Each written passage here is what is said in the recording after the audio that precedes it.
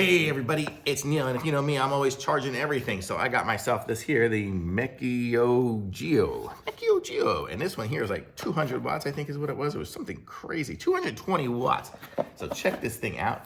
I just took it out of the box, and so it plugs in just with a, the little plug there. The wire is right in here. So you just gotta plug it in, 2-prong plug, and then the little wire goes in the back. And then look at the front, look at all the ports you get. You got here, you got one here for your laptop. So these are like 4 or 5 USB-C connectors and 2 USBs. So you can be charging everything with 220 watts. You could be charging a couple of laptops, but my laptop will go in there, my iPad, my phone, my watch will go in there. And then I can just have like a charger for charging, other battery powered things like these things here or whatever else. And then a couple of USB ones. Actually, these go to USB-A. So they would use these two here. So very cool. Got so many different little ports.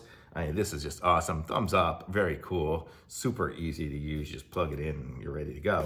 And this is it right here. So pick up one of these. If you need to be charging everything, you can just have the one charger instead of a million of those little blocks plugged into the wall. It makes it so easy. Love it. Thumbs up.